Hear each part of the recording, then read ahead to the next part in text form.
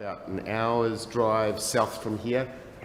For Curious Minds, for the last 3 years, we've been working on, last 2 years in particular, we're working on a project to do with sound lures at our school. So one of the things that we wanted to do, we did a FEO project as part of Curious Minds in 2018, and we were focusing on whether, our question for that was whether FEO could be introduced into South Taranaki again. And when we discovered that they could not, we started looking at the predator aspect of it and how our students at our primary school could help with predator trapping.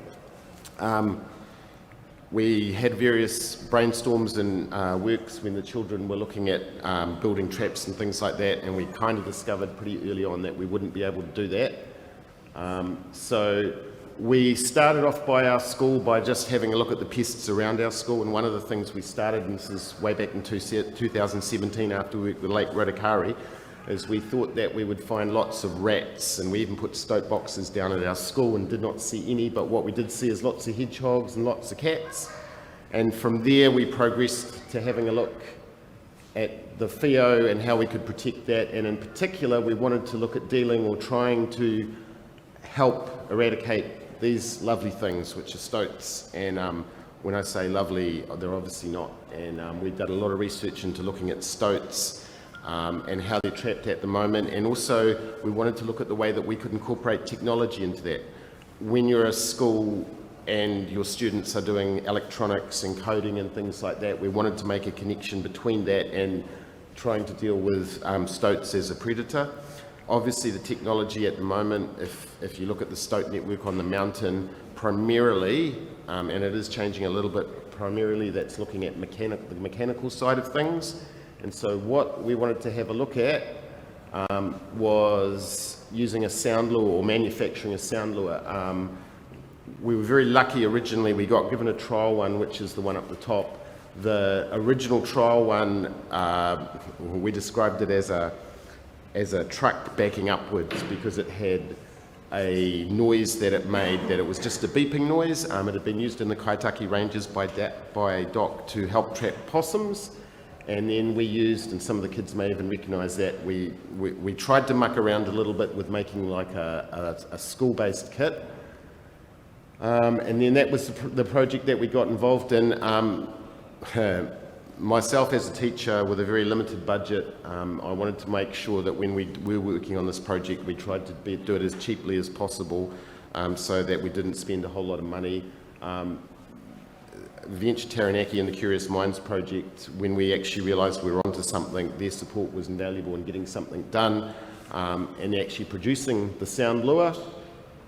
We also, originally, I tried to buy a whole lot of things from AliExpress, which were just hopeless, but we ended up going with a pickaxe-based computer system. There's a person who I've worked with for the last 2 years whose name is Andrew Hornblow, who's based in Opanaki. He does a lot of work on the penguin boxes. He's amazing, and he's upskilled an ignoramus like myself in the use of technology to do that. So we used that system for the computer. That's essentially the setup that we've gone with. It's not too technical. The students have been able to put those together. Essentially what we've got is we've got an MP3 player in the middle with an SD card, and we can put any sound we want on that SD card, and then we've got a solar panel running in through the box so that the unit will be charged during the day by the solar panel. There's a little battery, a cell phone battery underneath, and then we've got a little solar, there's a solar panel, the light reads the solar panel, and then it goes off at night, or we could code it off to go off during the day, so if we're targeting stoats. So again, children will probably see that, but the actual coding is just with block coding, which is really common. It's all pretty straightforward. That's basically what one of the unit looks like. So we started with the unit by sticking them inside rat boxes to start with, just to see what was happening, and then we were able to start experimenting with putting them in different locations. And there's various videos. This sort of thing happened really, really soon, which we were quite excited by, is that we got possums starting to turn up on the area that we were putting a trap. So the sound lure is on top of the rat box over there, and that possum is doing what we have seen as a a frightened stance when it goes up onto two legs, which is something that we've seen a little bit of.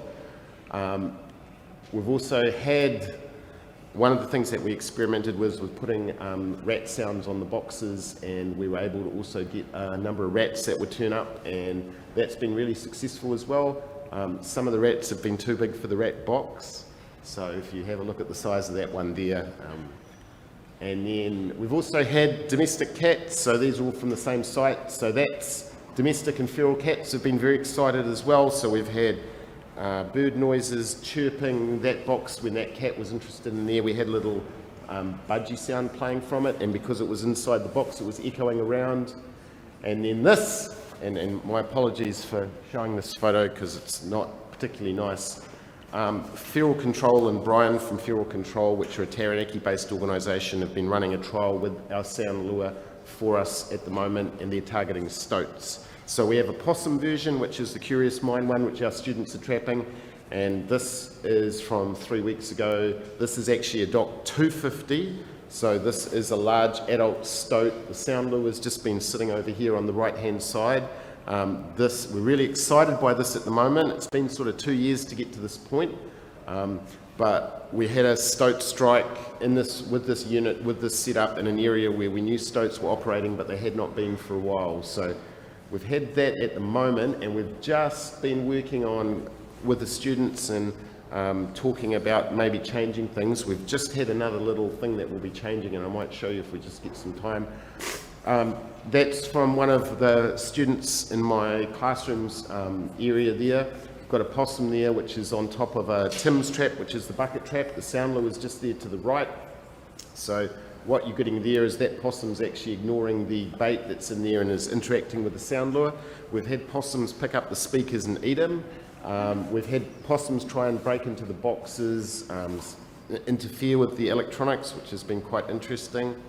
They've been doing some other things as well, that I won't mention, but possums are, if there's any adults who'd like to have a discussion later once the children aren't here, I'll tell you a few stories about some other things we've seen that have been a bit.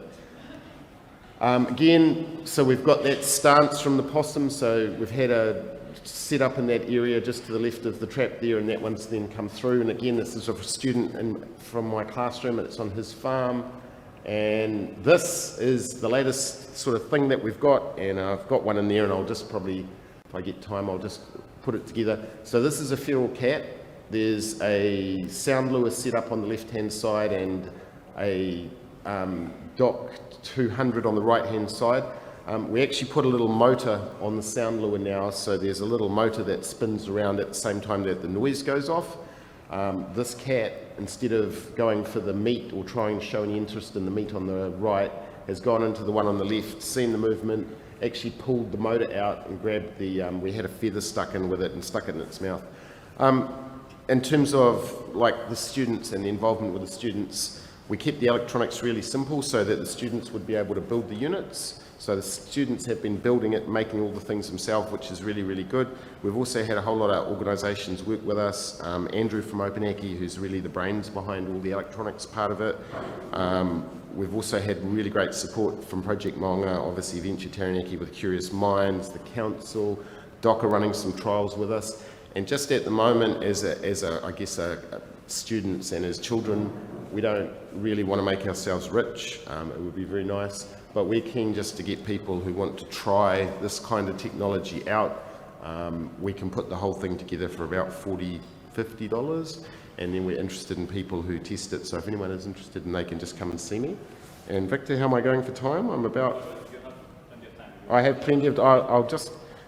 I didn't plan this out very well. I've got two in a box here, and I've got one with the feather. So if you just indulge me, I'll just pull one out and just set one up, and we'll just put it down here on the ground, and I'll just demonstrate it, and then we'll nearly be finished.